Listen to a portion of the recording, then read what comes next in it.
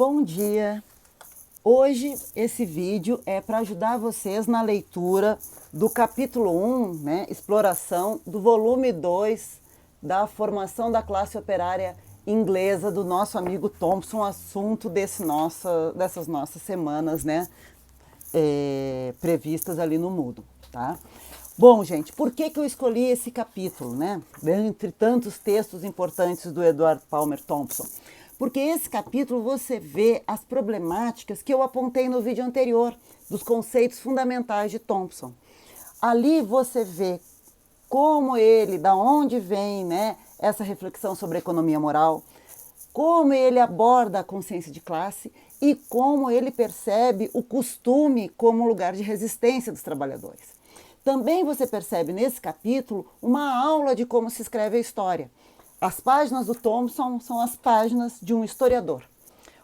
Toda a reflexão que ele faz se baseia na pesquisa empírica, ou seja, na documentação, nas fontes. Suas fontes são múltiplas, né? Principalmente aqui nesse capítulo a literatura, mas também você vai acompanhar em outros textos do Thompson os relatórios, cronistas, que mais, jornais, pareceres jurídicos. Então, toda a fonte que foi refeita por um ser humano é vestígio da presença humana. Você encontra o humano, é fonte para a história, né? As fontes, não existe um privilégio de um tipo de fonte sobre outro. Também ele vai mostrar como perguntas diferentes em diferentes tipos de fonte percebem aspectos diferentes de uma dada realidade. Principalmente, como a gente falou no outro texto, que aqui ele vai tentar mostrar como a história cultural, como a história política e suas abordagens e fontes podem mudar a perspectiva, né, sobre um determinado momento construída em cima de história econômica.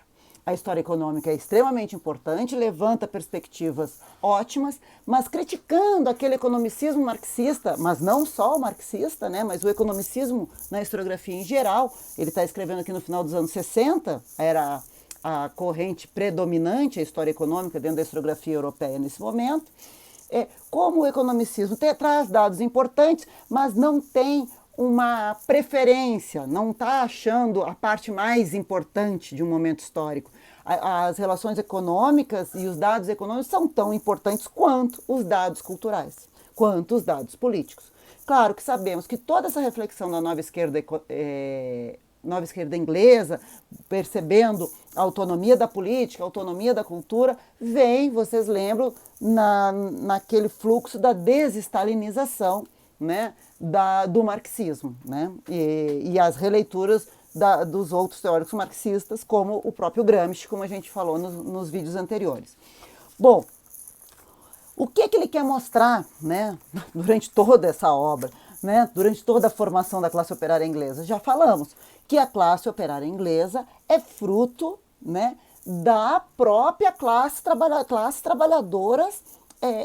classes trabalhadoras inglesas. Ele quer mostrar que, e isso ele já falou no início, que a formação da classe operária não é só um reflexo automático das condições capitalistas, não é só um reflexo automático do processo da Revolução Industrial. Claro, as condições são dadas, né? As condições históricas dadas, essa formação social está dada, né? Ela é construída, é nesse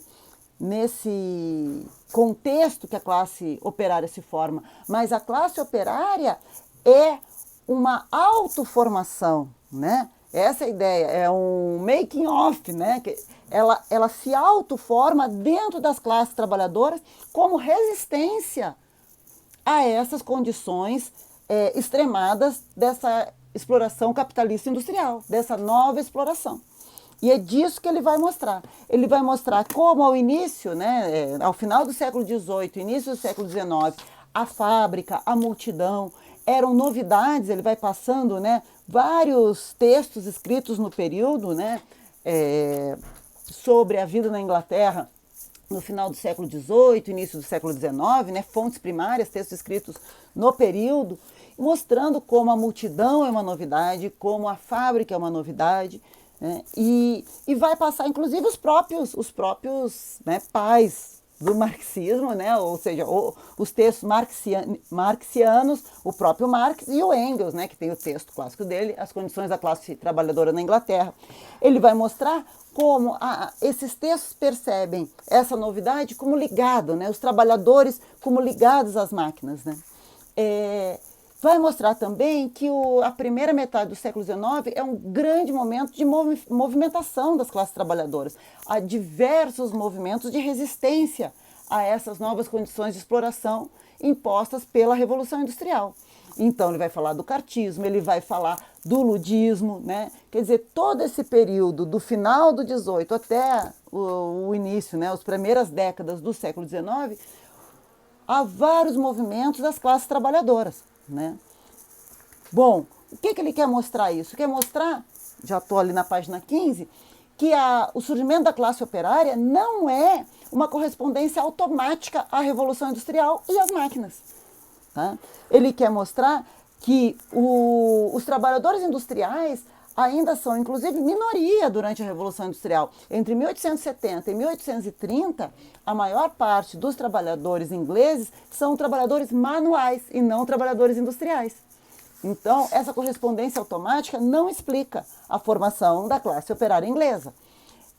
O que explica como essa inovação, como essas novas formas de exploração, como esse viver fabril, manufatureiro e depois fabril, convivem com os costumes das classes trabalhadoras. A inovação, ela é lida por esses trabalhadores dentro da tradição. E a resistência a essas novas formas de exploração vão ser criadas, né, pelos trabalhadores dentro desse universo. Assim, o movimento dos trabalhadores, os movimentos sociais, a resistência dos trabalhadores, nasce nas classes trabalhadoras manuais. A classe operária nasce dentro das classes trabalhadoras manuais. O que é importante é que ele está tentando mostrar que eram as classes trabalhadoras, era uma diversidade de trabalhadores, todos eles sentindo o aumento da exploração com a Revolução Industrial e com a implementação de relações capitalistas puras, vamos dizer assim, né? E assim, entre 1790 e 1830, o que você tem é a formação da classe operária dentro dessas classes trabalhadoras anteriores. Então, a classe operária se faz a si mesmo. São os próprios trabalhadores que se formam como classe operária. Como? Organizando politicamente contra as novas formas de exploração e sendo reprimidos pelo Estado, e crescendo a consciência de classe de que eles são uma classe social, porque eles são explorados, apesar de terem ofícios diferentes, eles são explorados de formas iguais. Quer dizer, eles estão passando pela mesma forma de desagregação da exploração anterior, daquela exploração paternalista, onde o patrão tinha deveres para com o empregado, né? Onde existia uma economia moral do preço justo, da jornada de trabalho justa, né? Tudo isso está sendo desagregado por novas formas de exploração que atingem todos os trabalhos, né, desses trabalhadores, e assim se cria uma consciência de classe, que mesmo um sendo tecelão, o outro sendo mineiro, eles estão sendo todos explorados juntos e assim eles se constituem como uma classe operária, certo? Vou ler no final da 17 uma passagem que resume isso que a gente está discutindo. O fazer-se da classe operária é um fato tanto da história política e cultural quanto da econômica. Ela não foi gerada espontaneamente pelo sistema fabril. Nem devemos imaginar alguma força exterior, a Revolução Industrial, atuando sobre algum material bruto, indiferenciado e indefinível de humanidade, transformando em um outro extremo uma vigorosa raça de seres, né, a classe operária. As mutáveis relações de produção e as condições de trabalho mutável da Revolução Industrial não foram impostas sobre o material bruto, mas sobre ingleses livres. Livres como Paine os legou ou como os metodistas os moldaram. Está falando do século XVIII, né, que ele analisou no primeiro volume do livro. O operário ou o tecedor de meias eram também herdeiros de Bunyan dos direitos tradicionais das vilas, das noções de igualdade diante da lei, das tradições artesanais. Eles foram objeto de doutrinação religiosa maciça e criadores de tradições políticas. A classe operária formou a si própria, tanto quanto foi formada. Quer dizer, não é estar na cidade trabalhando no sistema fabril que você caiu de um disco voador. Você é o herdeiro de todas aquelas outras classes trabalhadoras que conviveram com as relações de economia moral, de preço justo, né, de costumes, né, que traziam neles direitos para essas classes trabalhadoras, né, de toda essa organização que já vinha, ele analisou já os movimentos do século XVIII, os movimentos dos trabalhadores no século XVIII. Quer dizer, a classe operária se forma dentro das classes trabalhadoras inglesas, e a classe operária é uma consciência de classe, uma organização política diante dessas novas formas de exploração. Né? E aí, logo após esse resumo do que ele vinha discutindo antes, né? E ela se forma tanto economicamente, como culturalmente e politicamente. Não é uma predominância da economia. A economia é uma das dimensões. E aí, a partir disso, ele vai fazer a crítica do que a academia discutia, então, sobre essa formação da classe operária, ali, né, ao final dos anos 60, né, na Inglaterra. Ele vai dizer o que se vê hoje, né? Olha, na história econômica se trabalha que as condições da classe trabalhadora entre 1790 e 1840 melhoraram, né? Assim, a Revolução Industrial é lida como um momento de desenvolvimento, né? Um debate na historiografia que percebe a Revolução Industrial como um momento de desenvolvimento. E aí ele vai mapear a historiografia, os debates e as abordagens que existem. O que dá para perceber é que, nesse momento da Revolução Industrial, todos concordam que existem formas de exploração mais intensas da classe trabalhadora. Essas formas mais intensas deixam mais aparente a exploração. Então, apesar dos historiadores econômicos de tradição liberal apontarem que a Revolução Industrial é um momento de desenvolvimento econômico, para as pessoas trabalhadoras que viveram a Revolução Industrial, e aí seguindo as fontes literárias, como o Thompson está fazendo, para essas pessoas, a Revolução Industrial foi uma catástrofe. Né? Porque foi um momento de ampliação da exploração econômica e de opressão política. Porque ampliava-se a exploração econômica, eles se organizavam para resistir, eram reprimidos politicamente. Quer dizer, a classe operária se forma nesse momento exatamente percebendo que ela é uma classe em oposição às outras. Né? As outras que a oprimem, as outras que a reprimem. Ele vai me relembrar muito bem a ideia de que o trabalhador inglês, ele não é ainda, ao início do século XIX, na Revolução Industrial, um cidadão de direitos, mas também não é mais um servo para com o qual o senhor tinha deveres. Né? Então, a Revolução Industrial é uma experiência de exploração intensa sobre os trabalhadores. E aí ele vai pegar e vai citar aqui a fonte, uma análise muito bem feita de um algodoeiro, né? A fonte primária naquele momento. Ele escreve em 1818, né? Descrevendo, então, essas novas formas de exploração. As mudanças ocorridas na exploração, sendo agora como essa exploração capitalista se desobriga de todos os deveres, né, das explorações tradicionais, das relações de trabalho tradicionais. Bom, assim, os trabalhadores sentiam a experiência da Revolução Industrial como, né, uma intensificação da exploração e uma desagregação do costume. É por isso que a resistência vai se organizar muito, né, nesses trabalhadores em termos de costume. Né? No termo do costume, os costumes do século XVIII, do preço justo, da relação paternalista. Né?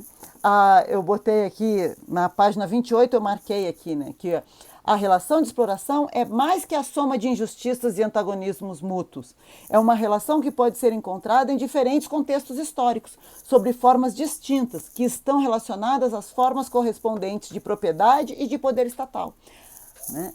Quer dizer, o sentir a exploração é sentir a tua exploração econômica e sentir também um poder estatal que auxilia essa exploração econômica. E isso acontece, segundo o nosso amigo Thompson, em diversos momentos da história. Ele está agora analisando o momento da Revolução Industrial na Inglaterra.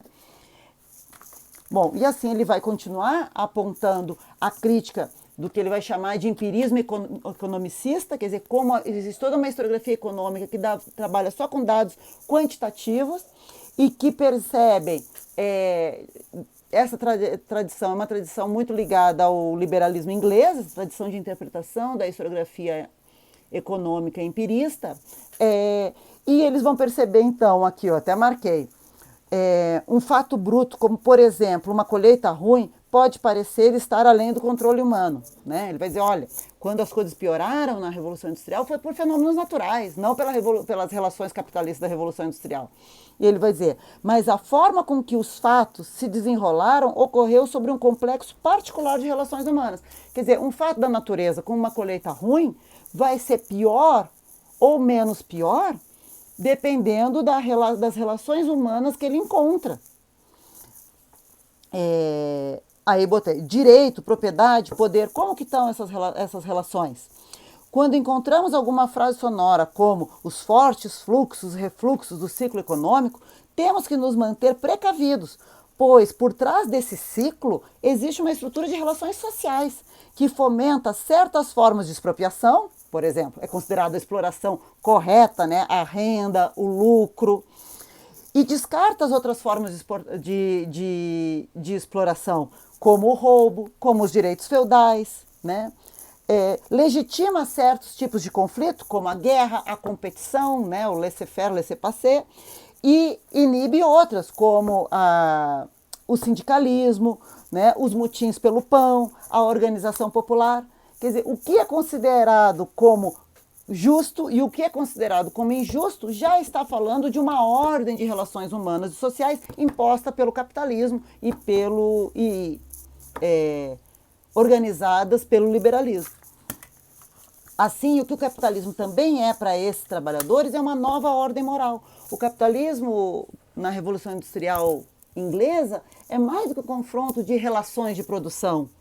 É um confronto entre duas ordens morais. A ordem capitalista, onde a justificativa é o lucro, o maior lucro possível, onde o legítimo é explorar ao máximo a classe trabalhadora em nome desse lucro, e a maior mais-valia possível, em oposição a uma ordem moral costumeira que pensava direitos e deveres entre patrões e empregados, que pensava preço justo nas relações das mercadorias. Quer dizer, é uma lógica, uma economia moral mutual, que percebia todo mundo com direitos e deveres, para uma economia moral capitalista competitiva.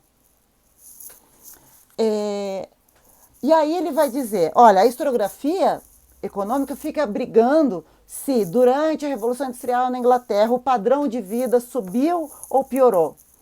E eles chegam à conclusão que em 1840, 1850, o padrão de vida da população inglesa, e principalmente dos trabalhadores ingleses, teria melhorado. Mas os próprios historiadores econômicos dizem, bom, a gente está medindo o padrão de vida, não a percepção de felicidade. E aí o Thompson faz a festa, ele vai dizer, olha, para saber a percepção de felicidade, você tem que ir para as fontes literárias. O padrão de vida é medido por dados quantitativos, preço, salário, consumo. A qualidade, esse é o padrão, né? São dados quantitativos. Agora, a qualidade de vida é medida pelo modo de vida. E aí você vai encontrar em fontes que tragam dados qualitativos, né? E na literatura você encontra isso. E a literatura vai dizer que as pessoas perceberam esse período de 1780, 1790 a 1780 a 1790 a 1830, 1840, como uma piora da vida. Primeiro, que é um período muito longo para uma vida, né? As pessoas não viveram todo esse período, ainda mais que ele mesmo aponta que o mineiro vivia 40 anos. Né? É um período muito longo para uma vida, para perceber, olha, eu estou mais rico do que eu era quando eu nasci. Não. Então, uma pessoa não consegue perceber. É um período mais longo que isso. E faz com que a maioria das pessoas percebam, né, nas fontes pesquisadas, uma piora do seu modo de vida. Ele vai apontar, olha, se a historiografia econômica critica a historiografia que visa, né, a vida dos pobres, por dizer que mistura ideologia e história, nós podemos criticar, por outro lado, a historiografia econômica que mistura história com apologia ao capitalismo. E com isso ele vai dizer, veja o caso do Hayek, na página 36. Hayek é o pai do neoliberalismo. Ele vai dizer, olha, toda a corrente, o Hayek e os seus discípulos, eles confundem uma sociedade livre com a sociedade capitalista. Ser uma sociedade livre não significa ser uma sociedade capitalista, né? Você pode ter, sim, liberdade no capitalismo, como pode ter em outras. E, ao contrário, a sociedade capitalista, que ele está analisando aqui, que é da Revolução Industrial, não é uma sociedade livre, né? E esse é um jogo de linguagem que a gente encontra em muitos documentos, né? Quando você fala o mundo livre, na época da Guerra Fria, o mundo livre é o capitalismo. Pergunta para os trabalhadores, né? Os trabalhadores industriais se eles se consideravam livres, né? Então, o que você tem, esse jogo de linguagem de chamar capitalismo de liberdade é um jogo de linguagem construído pelo liberalismo, né? Então ele já faz uma crítica a isso. E logo em seguida, na 37, onde ele define bem aquela questão que eu falei da quantidade com a qualidade, ele vai dizer, olha, a estatística nos dá a quantidade, mas aumentar o consumo não significa ter uma melhor vida, né? Por mais que os meios de comunicação, né, a publicidade e propaganda contemporânea digam que sim, ele vai apontar que não, né? Ter um padrão de vida melhor não significa ter um modo de vida mais feliz. E ele vai citar naquele momento histórico a questão do empregado doméstico em relação a um artesão manual. O empregado doméstico ganhava mais, porém a vida dele era considerada pior. O status social de um artesão manual era maior. O artesão manual podia, em alguns períodos, até passar fome. O empregado doméstico nunca passava fome, ganhava um bom salário. Porém, o status social de um artesão manual, por ser livre, era maior do que de um empregado doméstico, por ser um trabalho dependente, né? Então, outro exemplo que ele vai citar, já na virada 37 para 38, é o mineiro. No período da Revolução Industrial, o salário dos mineiros aumentou, mas as condições de trabalho pioraram. Tanto que ele vai falar que a expectativa de vida de um mineiro era 40 anos de idade. Até hoje, né, o trabalho nas minas é um dos piores trabalhos, né, é extremamente insalubre. E apesar, então, deles ganharem um bom salário, a vida deles era percebida como pior. Então, consumir mais não é melhorar a vida, não é ser mais feliz. E aí vou ler aqui o final, né? Por volta de 1840, a maioria da população inglesa vivia em melhores condições que seus antepassados 50 anos antes. Mas eles haviam sentido e continuavam a sentir essa ligeira melhoria como uma experiência catastrófica. Ou seja, a melhoria dos dados econômicos não significa uma melhoria da vida da população. E mais ainda, o que ele tenta mostrar aí é que a formação da classe operária inglesa é uma autoformação no núcleo das próprias classes trabalhadoras e que o que a consciência de classe trabalhadora pensa, acha que é o que é. Por que eu estou dizendo isso? Essas classes trabalhadoras organizaram seu movimento pedindo a legitimidade dos seus costumes, né, das relações de trabalho anteriores, das relações de preço anteriores. E isso não foi um entrave, não foi um arcaísmo, não é uma coisa que precisa ser superada para se chegar ao socialismo, sabe? Como a leitura dogmática marxista impunha, né? Ele está mostrando que esses costumes é exatamente a forma como os trabalhadores construíram a sua união e construíram o seu movimento e se transformaram na classe operária. Então, claro, as condições dadas econômicas são importantes? São, mas são tão importantes quanto as condições culturais e as condições políticas. Então, primeira crítica ao economicismo. Segunda crítica ao determinismo, né, dentro da historiografia, né, que apontava um caminho a ser seguido único, né, onde a vanguarda do Partido Comunista Soviético dizia para onde deveria ir a esquerda mundial. Aqui não, ele está mostrando que os trabalhadores, né, tem a sua consciência de classe e ela é justa por si só, porque foi construída na experiência de exploração incomum e a sua resistência coletiva a isso. Gosto muito da ideia da economia moral e mostrar a moral, o costume, ou seja, aspectos culturais da sociedade como espaços de luta e de resistência, como Thompson faz, e assim renova o marxismo e dá, vamos dizer assim, as abordagens mais importantes e fundamentais da nova esquerda inglesa. Espero que tenha ajudado na leitura de vocês. Até terça-feira, hein?